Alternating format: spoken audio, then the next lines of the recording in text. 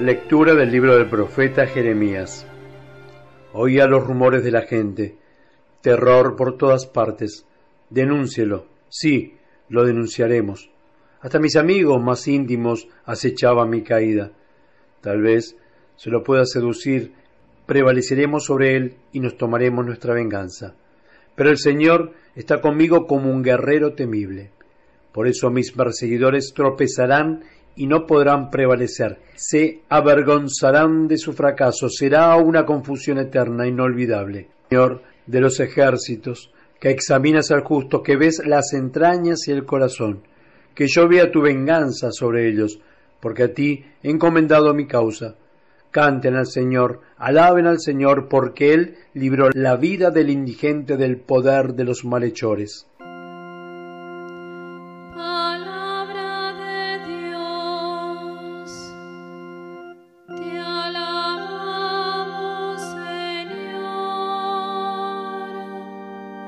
De nuevo tomaron los judíos piedras para apedrearlo. Jesús les replicó: «Muchas obras buenas os mostré de parte del Padre. ¿Por cuál de ellas me apedreáis?» Los judíos le respondieron: «No te apedreamos por obra alguna buena, sino por la blasfemia, y porque tú, siendo hombre, te haces Dios». Jesús les respondió: «¿No está escrito en vuestra ley, yo dije, dioses sois? Si llamó dioses a aquellos a quienes se dirigió la palabra de Dios, y la Escritura no puede fallar, a quien el Padre santificó y envió al mundo, vosotros decís, blasfemas, porque dije, soy hijo de Dios. Si no hago las obras de mi Padre, no me creáis. Pero si las hago, aunque no me creáis a mí, creed por las obras, para que sepáis y conozcáis que el Padre está en mí, y yo en el Padre». Por esto intentaban apresarlo nuevamente, pero se escapó de sus manos. De nuevo se fue al otro lado del Jordán, al lugar donde Juan había bautizado al principio, y allí se quedó. Muchos acudieron a él y decían: «Juan no realizó ninguna señal, pero todo lo que dijo Juan acerca de éste era verdad». Y muchos allí creyeron en él. Palabra del Señor.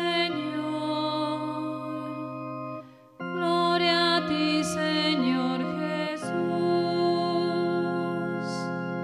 El texto del Evangelio de hoy, tomado del capítulo 10 de San Juan, nos ayuda a responder dos preguntas. La primera es: ¿de qué acusan propiamente a Jesús? Esta pregunta es importante porque nos ayuda a descubrir cuál fue la causa que se adujo para producirle la muerte. Y la segunda pregunta, que puede parecer una curiosidad, pero es mucho más que eso, es esta: ¿cómo así que tantas veces se les escabulló de las manos? Hay por lo menos 3 veces en los santos evangelios en que se cuenta que ya iban a agarrar a Cristo, lo iban a matar, y Él se les escabulló de las manos. Por ejemplo, San Lucas dice que cuando estaba predicando allá en Nazaret, lo llevaron a una especie de barranco y lo iban a tirar abajo, lo iban a arrojar para matarlo, pero Él se abrió paso entre la gente y se fue. Y lo mismo tenemos en el Evangelio de hoy: agarraron piedras, ya estaban listos como para matarlo, y lo iban a prender, pero se les escapó de las manos. ¿Por qué sucedía eso?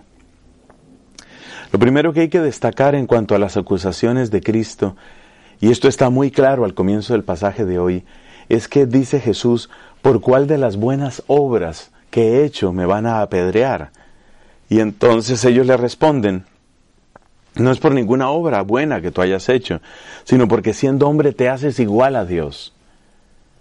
Qué interesante recordar este pasaje, porque muestra que los contemporáneos de Jesús se daban cuenta que este profeta de Nazaret, en su manera de obrar, reclamaba prerrogativas divinas. Por ejemplo, y esto lo destaca el Papa Benedicto en su primer tomo de Jesús de Nazaret, por ejemplo, aquello de decir que el Hijo del Hombre es Señor del sábado. Si el sábado es un mandamiento que proviene de una institución divina, ¿cómo va alguien a decir soy Señor del sábado? ¿Cómo va a mandar en aquello que ha sido mandado por Dios mismo? o el hecho de perdonar pecados. ¿Cómo se puede admitir eso? ¿Cómo se puede admitir que perdona pecados? ¿Eso cómo va a ser, siendo que solo Dios puede perdonar el pecado? Entonces, es importante que quede claro esto, que los contemporáneos de Cristo reconocían en Él una persona que reclamaba prerrogativas divinas, y eso no estaban dispuestos a admitirlo, y esa es la acusación que hacen. Interesante, porque hay autores, incluso llamados teólogos, algunos teólogos, que creen que se puede negar sin más la divinidad de Cristo y que no pasa nada. Es decir, volver a Cristo algo así como un profeta del reino, uno más. Un profeta que anunció el reino de Dios, un profeta que tuvo grandes signos, un profeta que hizo cosas impresionantes y que habló de la cercanía de Dios. Es más que eso, hermanos, es más que eso. Es que este reclama que es Dios, reclama prerrogativas divinas. Eso tiene que quedar muy claro. Y luego está el tema de por qué se les escabullía.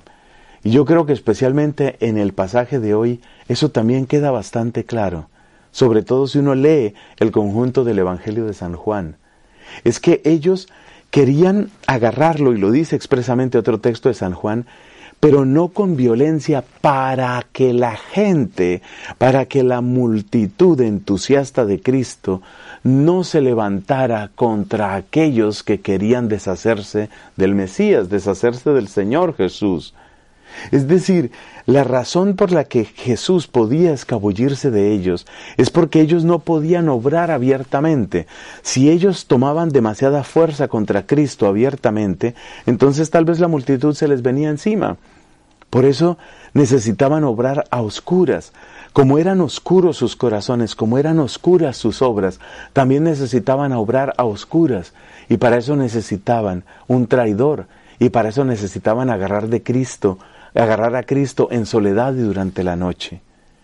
Por eso también dice la Escritura, el que ama la verdad va a la luz, y así se ve que sus obras están hechas según Dios. En cambio, el que obra según las tinieblas huye de la luz. Que el Señor limpie nuestra mente, limpie nuestro corazón, y que nos lleve a su luz admirable, para que todo en nosotros manifieste la gloria del Altísimo.